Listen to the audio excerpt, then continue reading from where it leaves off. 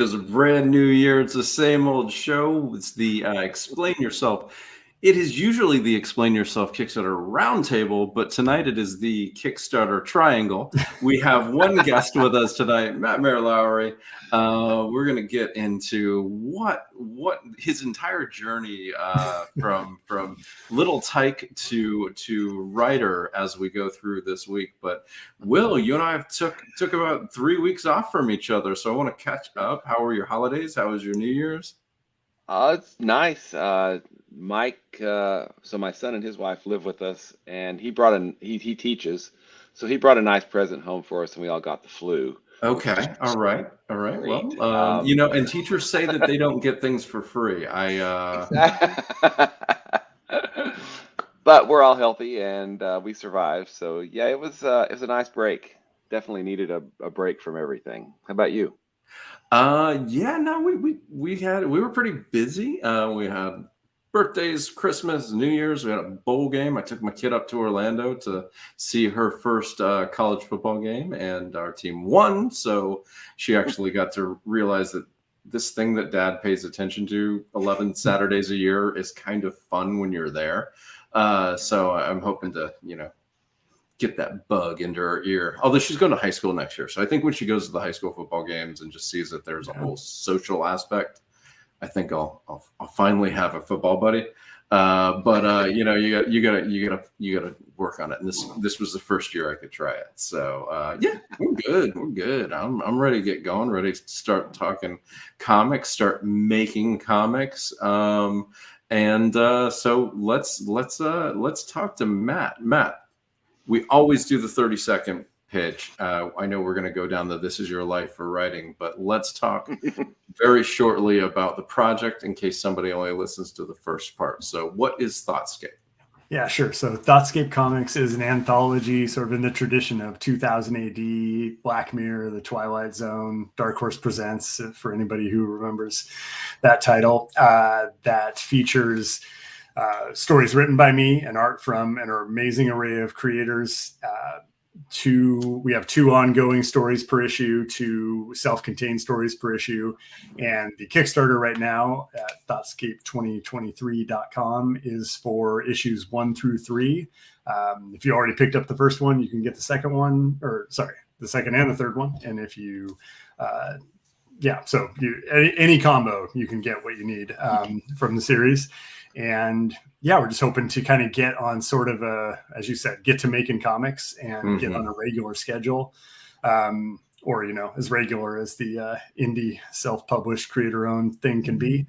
So hopefully people will check it out and get their sort of thriller, sci-fi, horror, sci-fi plot twist kind of game on. So yeah, no, I really want to get into it because we read issues 1 and 2 last year, so I'm stupid excited to get issue 3 and physically hold 1 and 2 in my hands. So I'm really happy that you're running this so I can have them in my long boxes. But so let's go back. Every hero and villain has an origin story. So what made you decide that crazy make-em-ups were the thing you wanted to do?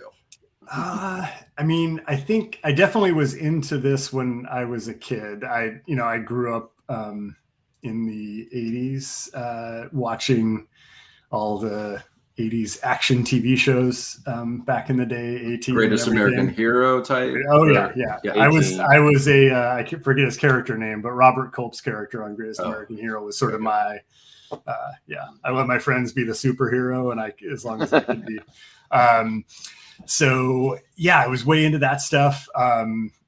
And around 5th grade or so, I remember I wrote like a short story in class, and the teacher really liked it and thought that it was well done. And so I was, I guess taken with getting that feedback and everything, of course. That affirmation. Yeah.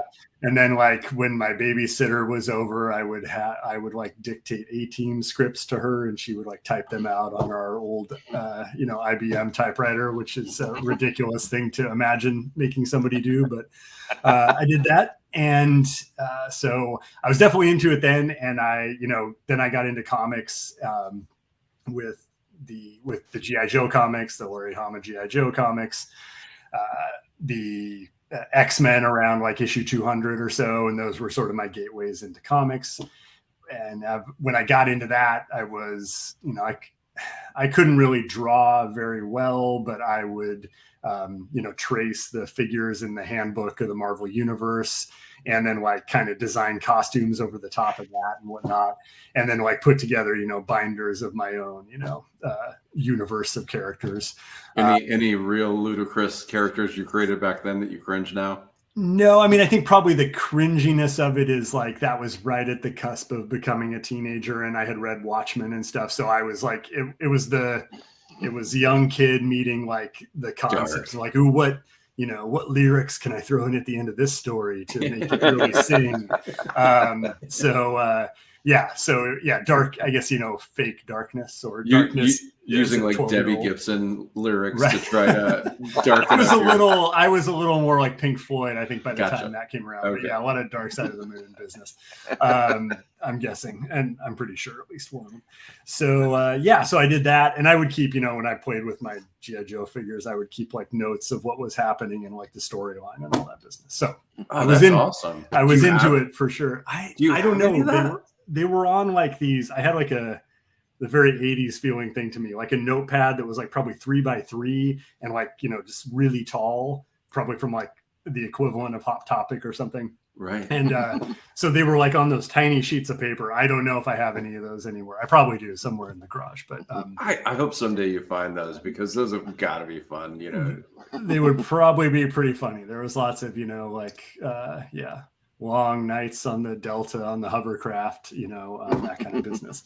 Yeah. So, and then after that, I got into comics pretty deep for 3 or 4 years. And then getting into high school, I kind of like fell off a little bit. And then I was in a band, and I got into like writing songs and stuff for Debbie Gibson stuff for like, 15 or 18 years or so.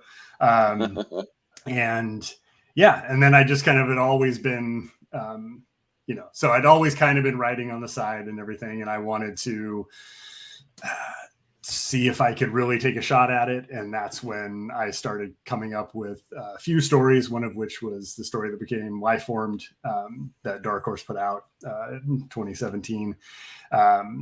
And that's sort of where it got. So at that point, I just kind of like really I'd taken creative writing classes in college and everything. And so, but I hadn't really studied since then, and gone into any kind of detail with trying to become a writer. So I tried to really sort of study up on a few different fronts, and including comics. Although I'd been reading comics, got back into it again, probably 2002 or so. So I just sort of went for it, and decided that comics would be the way to go, and see if I can make something happen. So when you want to take this step into, because people ask me this question, and I kind of think it's an interesting thing. You want to step into creative writing. How do you decide that comics are the medium you want to take that stab at writing in, as opposed to short stories, novels, or screenwriting, etc.? Yeah. Well, I kind of, what I did, I would say like it was sort of simultaneous. I was very into comics, and I was very into the idea of writing, writing for TV. It was like the height of, the beginning of prestige TV or whatever we want to call it. And so I did a lot of like screenwriting studying. Right.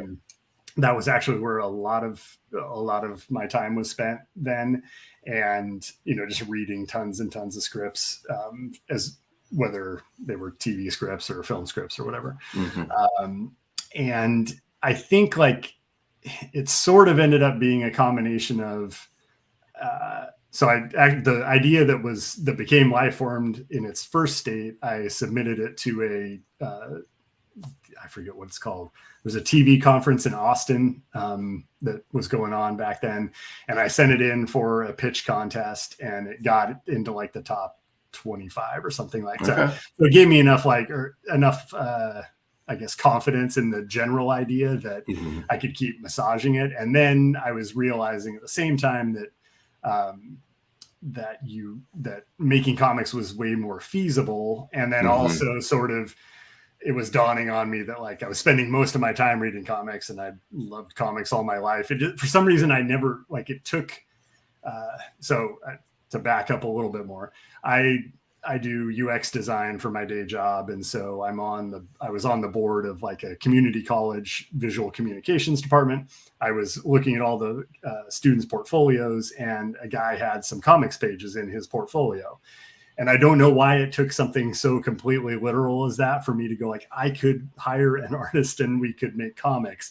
But that all happened sort of at the same time. And I was like, oh, this is achievable. And something about just seeing his original art there and having it be so close and just like, oh, I could do this. I could find somebody to work with. We could take this idea that I'm cooking up and make something that is, something I've been enjoying all my life. So I don't think that's such an odd thing though. Before crowdfunding kind of, in my opinion, my experience, I'm going to ask Will what he thinks about this.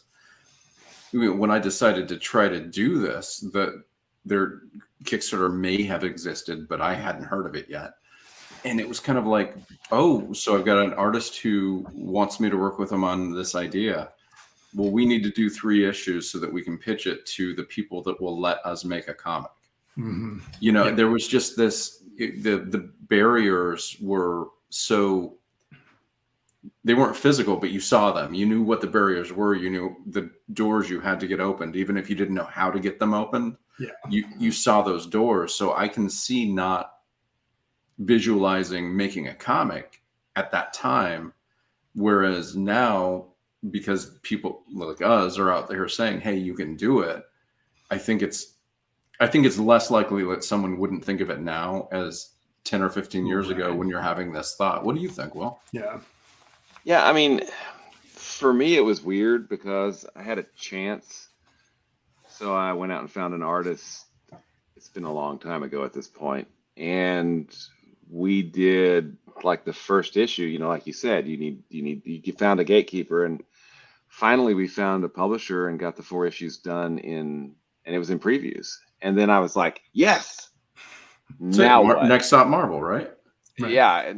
But then nothing happened for literally years. I mean, it wasn't until, actually, it wasn't until I went to a con, and I think I was talking to a creator, and I cannot remember his name, but Neil. Like, yeah, I've got these. Yeah, I'm sure. Yeah, I'm sure that was it. And I was like, because he had just done a Kickstarter thing. It was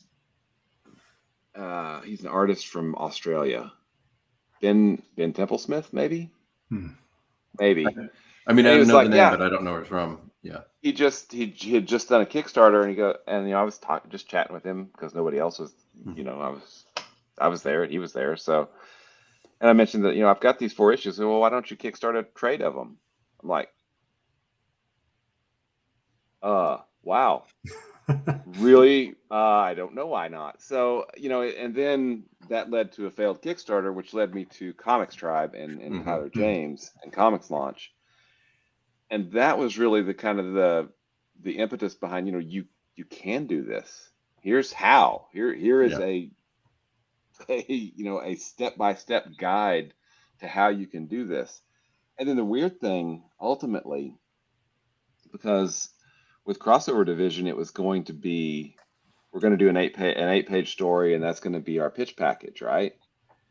And then this little pandemic thing happened and closed everything down except crowdfunding. Right. And so, I mean, that really kind of, at least for me, it opened my eyes that, crowdfunding, there is no gatekeeper. If you can make a book and get enough people to see it, then you can do whatever you want. And that really kind of opened my eyes, was, that we really can, it enables us to do whatever we want to do, without having to be, you know, beholden to some gatekeeper or some company or something else. And because, you know, I'm sure Matt can speak more to this too, and you can too, Kevin, is I did not create any of the comics that I've created so that they could be made into a movie. No. Yeah. I want to make comics. Now, it'd be nice if I got paid to do that, but that's a whole nother argument, you know. I want to make comics, right? I mean, is that kind of the way you guys feel too? Yeah, especially now, I think 100%. Like, I think for when I was starting out, it was mostly, I think I was a little bit aimless, you know, until I started locking in. But as soon as I got, you know, in the case of Lifeform, as soon as I got pages back from Cassie, and like, I was just like, that's it, right? Like, it was just like pretty instantly, I was like, this is what I was supposed to do. And I think part of it for me was like, I think I held comics in such like crazy high esteem because they're so like, I don't know, like they're artifacts to me, right? Like they're artifacts from like another time almost. And I've had all my comics since I was 10. I still have that, you know? So it's like, it somehow feels more sacrosanct, is that's the word I want to use, like, than a TV show. Like a TV show seems like it's sort of ephemeral. Lots of people are making them. You just need to shoot it on your iPhone. I mean, there's all sorts of stuff, but like somehow the comic was way more important or totemic or something to me. And so I think that almost like made it so, until I saw that art and just went, oh, it's just art on a page. I can find someone to do it. Like, let's go, you know? And now with Thoughtscape, I mean, that's definitely the case. Like, you know, I've had a few people ask me like, well, if this got adapted, I'm like, I don't know. I mean, that'd be sure. That's awesome. If I can make more comics because of it, that's great. But like try to make the story Carl and I are doing into a team, whatever. Like that's not going to work. You're not going to find a director that can sling ink like a mamma jamma like Carl does. No, not at all. And you know, like it's that you want to be able to go back to. I've been talking to all the Thoughtscape artists and doing a little podcast with where I just we talk back and forth and. Like the power of just being able to revisit that image over and over again. I mean, I guess it's the same thing as the totem comic, but like, it's so powerful to just be able to like have it just stick in your head as that page, you know? And, I mean, I think it's the best. I think you can pull off stuff in comics that you truly can't do in anything else. I'm not as, noble or, you know, as you guys. It was purely the fact of I had written 2 screenplays with buddies and spent months or a year on those. And they're in a drawer over there. And we've had exactly 7 people read them. And I do not have $400,000 to make a movie of those screenplays. Why not, Kevin? Why not? But I thought maybe I could come up with $2,000 at the time to make one comic. And then the work that I put into whatever the storytelling was, I could get into people's hands and they could enjoy it. Now I don't take a movie script and just have someone draw it. And I know some people do that, and I'm not disparaging that. It's just the things that I make as comics, because it's you got to use the strength of the medium, or it's going to look like you're just drawing a screenplay. But it was simply a fact of it really sucks that we worked like a year on this, and the only people who know exists are the 3 of us, my wife, his girlfriend, and that one lady that was willing to read it. You know that. So to me, it was just, it makes financial sense that you can do this thing. And that was before crowdfunding made it even, you know, more plausible to do this over and over again. Well, you know, it always, it both surprises me and I guess doesn't surprise me at the same time. But comics are so hard to make and they take so much time and effort and labor from, right, the art, of course, is hugely labor intensive, but the whole process just takes so much time, attention, and effort that if that's not what you want to make, why are you wasting that time, right? I mean, Yeah.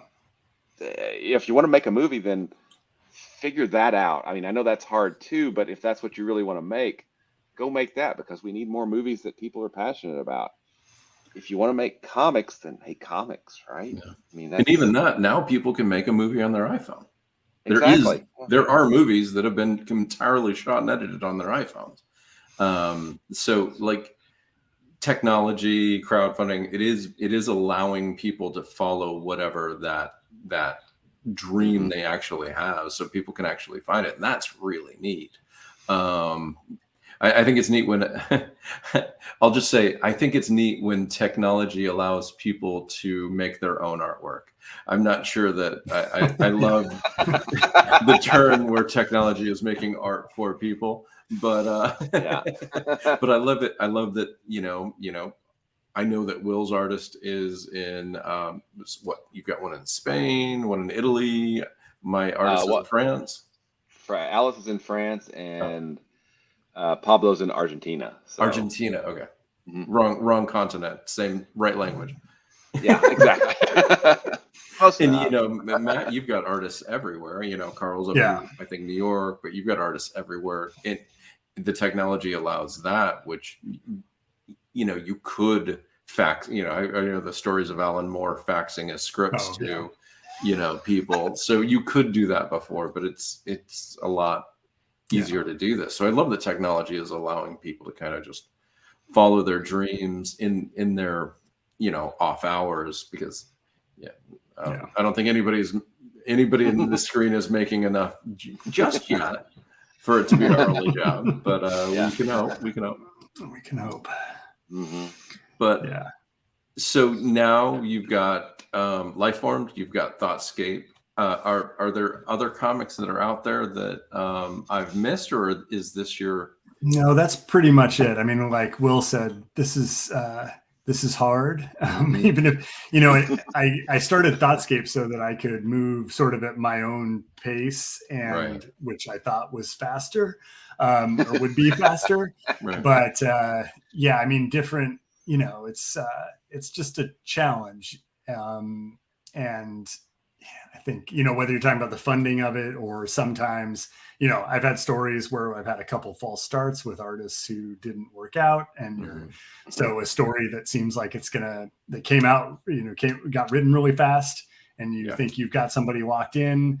And then suddenly it's 2 years later and you're finally getting pages back. It's just like, it's definitely challenging. But I basically, at this point, I feel like, I'm just sort of channeling all my ideas into the Thoughtscape format, which was sort of what I intended it for, was to be a place where I could basically tell any kind of story I wanted, as long as it had the loose underpinnings of technology or sci-fi. I don't even know if that really matters, but it's, I wanted to set up a Twilight Zone-y place where I could just kind of tell whatever story I wanted to tell. Well, that's a great segue to get into the campaign. I'm going to pull up the screen. And what is the basic conceit of Thoughtscape Comics? These stories that we come into, how are we finding these particular stories? Yeah, so the overall conceit of Thoughtscape is that in the near future, a evil corporation figures out how to access a fifth dimension where every thought that has ever been thought exists. And they figure out how to basically pluck these thoughts from the ether and reconstruct people's lives and thoughts and everything and whatnot. So each issue of Thoughtscape is presented as if the four stories in it are being presented to you from this corporation. And so, so they can really be anything. This stories that I chose to tell, as you're scrolling through here, we've got Thoughtscape 2319 is sort of the flagship Rogue Trooper, if you know that, from 2000 AD, years, like sort of the linchpin series, or I guess serial that runs through all the issues. And it's got a real sort of like alien, out deep space vibe. Then we've got action stories like this one, Spy Without a Face by Tyrell Cannon. And again, trying to really like take advantage of the fact we can tell any story and visually really mix it up. Tyrell does in the Thoughtscape issues, the 2 stories he's done, an awesome black and white with screen tones approach to his tales, which is great. And he does incredible action work. And then we've got stuff like Adorable Orphans, which Lisa Nafziger did the art for, way more classic cartooning, pop art sort of style, with lots of swearing in this issue. And so you can see right there, I think, sort of the breadth of like what I want to do with the short stories, the self-contained stories, which is, work with different artists with different, wildly different styles maybe, and try to, I guess, really push things in that way, and create a real like, I guess, mixtape sort of feel for this thing. And then we talked about Carl earlier, Carl Slominski.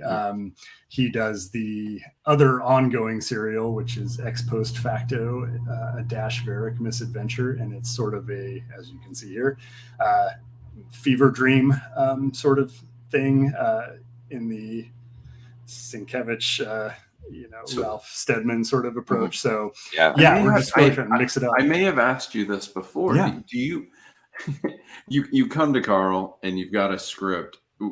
Does he just go, I've got an idea, and then you get a page like this, or do you say, I really want you to do something experimental? Like how do you guys figure something crazy like this out together?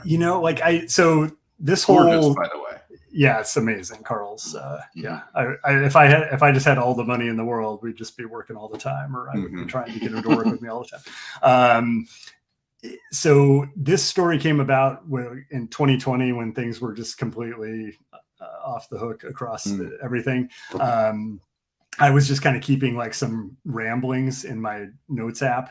And at some point I started to notice enough of a continuity to what I was rambling about that I thought maybe it could form a script. And so I wrote a script and I sent it to Carl, whose art I had discovered right around the same time. And I was like, I don't know if this is anything, but if you want to like give it a shot, and he was game. He took it, and like there was one point at which Dash turns into a mushroom cloud in the script, and Carl wrote me, he says, do you mean he really turns into a mushroom cloud? And I was like, yes. Like, all right, I get it. And then he just came back with those pages basically like fully formed. So and then we've had I think like somehow it just set up the thing where like like in the third issue, I just said like, make this panel look like Calvin and Hobbes, make this one do something else. And he just kind of like and he's very welcome to, and does sometimes just sort of discard whatever I might say in something, and like come up with his own thing, which is awesome. It's totally what I'm after. So yeah. And you can find that together by working multiple issues. Totally. Yeah. I mean, I think you can only do it through that repetition, which was totally what I wanted to get at with doing this project, was for me to learn more, for me to have a chance to work both with new people a lot, but then also repeat when I could. Like I got to work with Tyrell a couple times, Dave multiple times, obviously. So that's what we're doing. Kevin, so, Kevin, can you scroll back up a little bit? For Carl, up a little bit more. Yeah, that page. The lettering is also awesome through here. I mean, what is the letter the same for every one of the stories? Do you keep that consistent, or it's not consistent? So Carl does everything in this except for my part. Okay. So he does the lettering in this too. I've been trying to letter a story per issue because I'm still learning. And then if I can, I like to have the artist do it or have me do it, just to have one less sort of cog in the machine that takes a long time to move. Yeah. And I don't think, I think Carl has to letter this one because it's such a part of the art Right. Like if you'll see that, like, I guess just in these two panels, even we've got lots of stuff like outside of the balloons and stuff, and like And the music script notes above. Yeah, and in the script, Yeah. I just like, if I don't want it in a caption, I just write scrawl, and he just puts it wherever he wants to put it. So Okay. Yeah, the scripts for this are pretty crazy, pretty fun to do. I try to just like have a good time, and Shane Black screenplay BS all over the place, and try to really. I see this where you have like time. scroll around a narration box. That's crazy. Yeah, and there's more in that other panel too. The me in the previous panel. Yeah. I mean, it's he can sling ink and he can letter. Is there anything this guy can't do? No, I mean, like, and I don't know if you've seen it. So he did a Kickstarter with his wife Jenna, that Lady Mayhem. Mm-hmm. Did you guys see any of those double page spreads he did? They were on the show and it looked like a really cool project, but I'm going to be honest, it's been 8 months. Yeah, so I remember it being really cool black and white artwork, and that's about what I remember. He's doing some like John Romita, like one figure going across both pages in that book. When it comes out, I think it's going to be jaw droppers. Yeah, I sort of feel like Carl should be sort of running half the industry by this point. I did make a very, I think, shrewd investment. They were selling pages of what was their vampire one for Scout? Cult of Icarus. Cult of Icarus, yes. Yeah. I got a page from. I think 2 pages from issue 1. So yeah, I have invested in what I believe is going to be some very valuable artwork from Carl. Yeah, he's amazing. This is Jacob Edgar did this story. He's working with Bendis now on the ones for Dark Horse. And he's got a real classic style. It was fun to apply to sort of I do remember this story. This story is incredible. Cool. That's all I'm going to say. It's one of my favorites that I've written for sure. It felt like it worked really well. And so it's just, just mixing it up as much as possible. So each issue is about coming in at at least 50 pages. The third one I'm going to push to 60 with some fun front matter that I've got planned for that. And each issue features, I guess, the stories, and then I've got some sort of fake advertisements that are in the tradition of, RoboCop and Starship Troopers and that kind of stuff, satire stuff. And then each issue leads and exits with messages from the corporation that is presenting this to you. So this is the Kickstarter for issues 2 and 3, and you also have I wanted to Kickstarter was number 1. Yes, yeah. So I've got one stock of 1 on hand from the first Kickstarter, and then this is to get 2 and 3 printed and shipped out to everybody, hopefully, if we succeed. And I wanted to have one in there for people that were just finding it. Right. Yeah, absolutely. Yeah. That is so cool. Yeah. Yeah. And then, Jeremy Brooks did Corpus Delecti here with Marcus Cripps on colors, and issue 3 has turned out to be a real sort of pop art, bright color extravaganza with this story, which is sort of a silent story about a chef having to cook an alien delicacy, and how that goes. And then Playing Possum with art by Dessalina Fletcher, who did some gorgeous both all around work, and then the colors are really popping as well. So I think that issue is going to be super fun. And then I don't know, this episode of the Dash story with Carl here in part 3 is completely off the hook, as you can see here. So there's Calvin and Hobbes. There's Calvin and Hobbes, and indeed gets even more Calvin and Hobbes in a couple spots. So pretty fun. So just lots of great folks. Jenna Cha, Grim Wilkins, and Valentine Barker on the covers.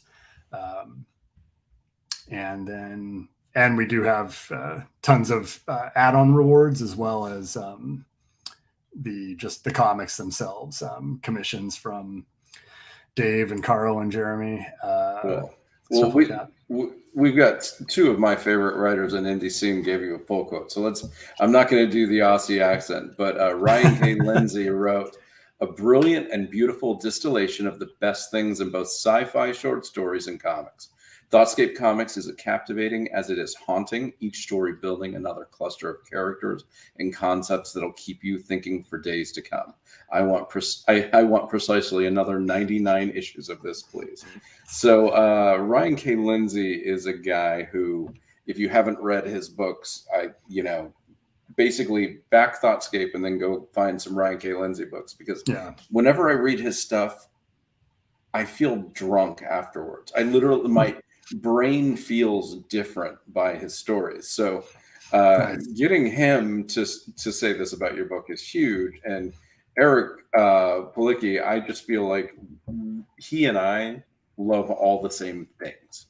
Nice. Because when I read his books, I'm like, oh yeah, I love this element, that element, and that element. I'm like, I think we really came from many of the same. Our DNA as writers come from the same place. And Eric said it takes a Herculean effort to develop new comics, especially when you're going it alone, where you're responsible for everything from finding the right collaborative talent to handling the logistical nightmares of crowdfunding and fulfillment. And then along comes Matt Mair Lowery, delivering an entire anthology of new work, groundbreaking, thoughtful new stories to make the rest of us look bad. I hate you, Matt Mair Lowery. I was pretty sure I could count on Eric for a good point. Yeah, that's a good one. Not wrong. Yes. So no, this is great. We've got you just launched, correct? Monday. 24 days to go. You are $1 from $5,500. So if you guys are listening to this on the podcast, come on, we got to get them over 5,500, but shouldn't be by the time you hear this and get over there. But you're a third of the way with 24 days to go. So sitting pretty with 125 backers. It's certainly a nice start. Yeah, I think so. It'll be interesting to see, most of the campaigns that I've seen in this zone of this goal zone have either not gotten there or gotten there very quickly. So I'm interested to see what the arc of this brings, since we're like a third of the way there, and knowing that the lull might come at some point, and then the end is coming. It feels like it might be a nail biter, but we'll see. You do have all like somebody like me. I know of Thoughtscape, but I haven't been able to pick it up. So I did get the bundle or added on 1 and 2. I can't remember if there's a bundle or not. Okay. But I made sure to get all 3 issues because I wanted to have all 3. So that's the great thing, is there could be people who really know your work really well, and they still have to get issues 2 and 3. Right. So that's a great thing.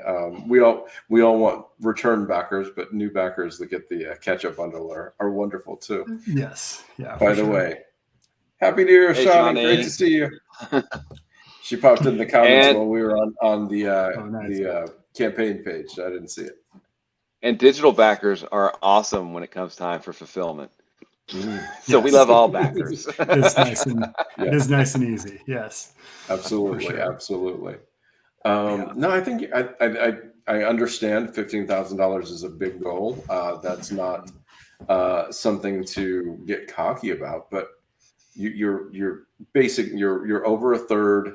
You got to get to that halfway mark, but you're so close to the halfway mark, and certainly you've got the right artists working with you to get you some attention too, because that's another thing about Carl. He knows how to sling marketing too. Yes, for sure. So Ryan K. To bring up Ryan K. Lindsay again, will we see precisely 99 more issues of this, or what's your goal? Well, what's your goal here? That'll be highly dependent on the outcome of at least this Kickstarter, possibly others. I have issue 4, except for Carl's story, which he's going to start this in the next couple weeks. Issue 4 is pretty much in the bag, including a cover from Carl that is awesome for the whole comic. And so yeah, so that issue's pretty much done once Carl's got his stuff done. So that'll be ready to roll. And so my hope is that if the campaign succeeds, I can fulfill Summerish.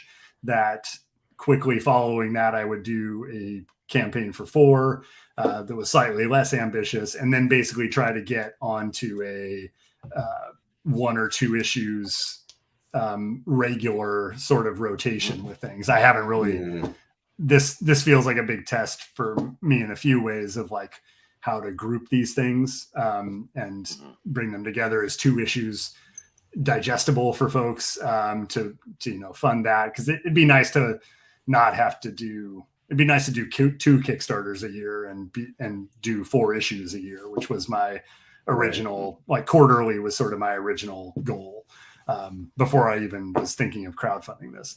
So yeah, so that's, I've got story for miles. So if anybody wants to drop a whole bunch of money in, I'd be happy to start plotting all 99 issues and their spin-off series. And it sounds to me like Ryan K. Lindsay, money where your mouth is, buddy. That's right. Yes. Yeah, no, that'd be fun. The chance, and I've thought some ideas to maybe spin some stuff off to get into some single issue stuff that maybe isn't quite as much to fund, that kind of thing. So right.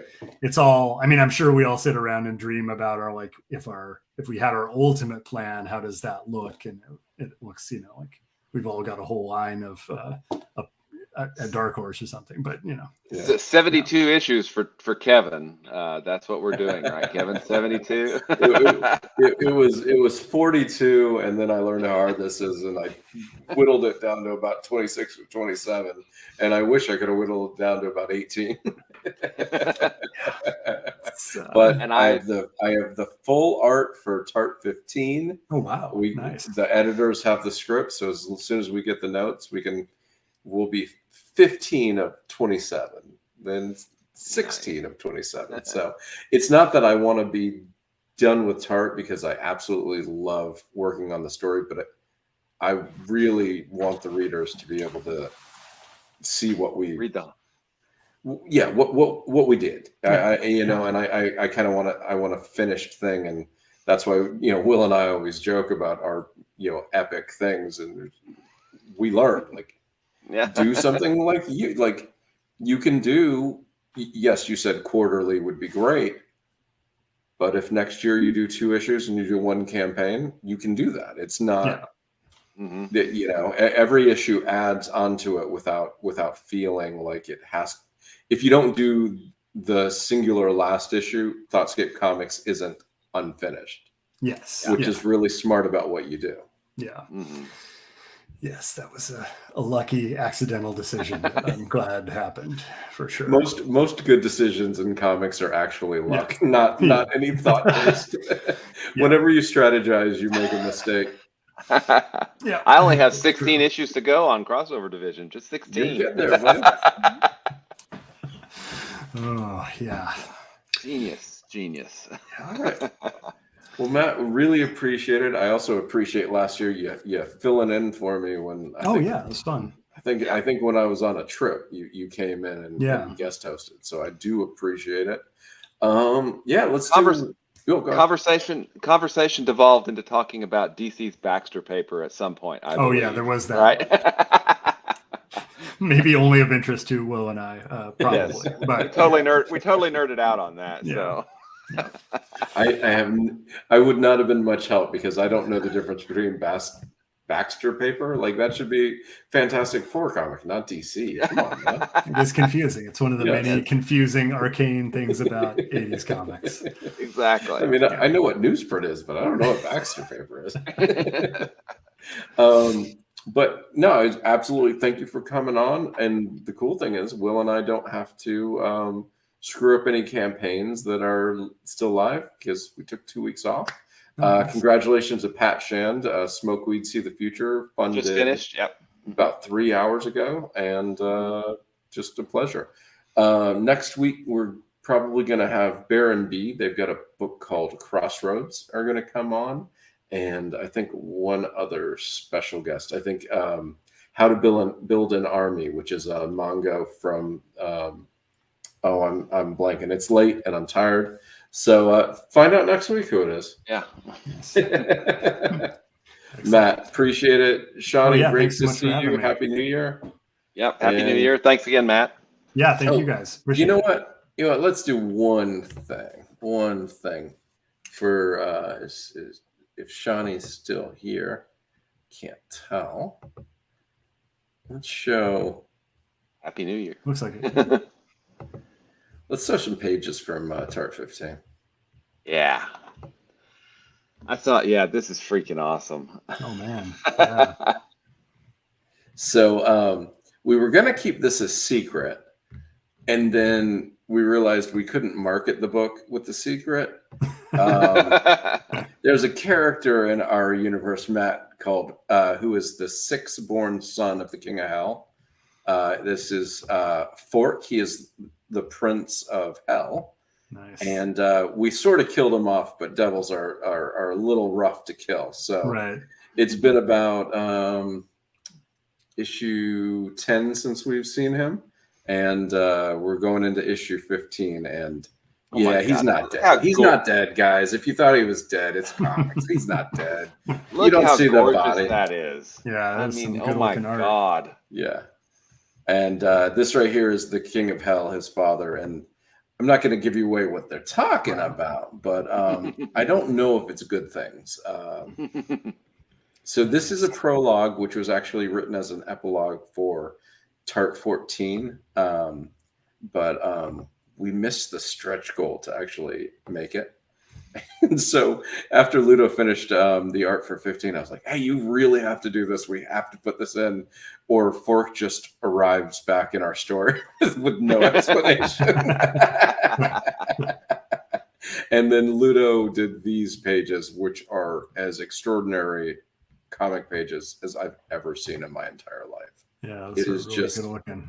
Incredible what he put together. Like this was not in the script to I just had them talking to each other, and Ludo just took my boring ass conversation and just turned it into that. And I kind of want to do this as a t-shirt. Oh yeah. I want to take out everything around them, just them, and do it as a t-shirt, because it's just such an amazing image, the two of them together. Yeah. So that's for Shawnee popping in. You get, and if anybody's listening on the podcast, you can go to the YouTube page and you can check out some of these pages. But yeah. Well, Kevin, I might have. Do we have something from you? Something to show as well, and this is far in the future. This is a variant cover for Crossover Division number 7. Okay. Yeah. 1 second, let me find it, and I will share it. Where are you? I have too many folders of stuff. All right, here we go. It happens. It does happen. All right, let's see if I can get this to load. Here we go. All right. Federico Sabatini, who does a lot of work with Blast Ember and Brant. He also is an artist on Amazing Spider-Man, which is, kind of cool, I think. I've heard of that too. Yeah. Maybe you've heard of that.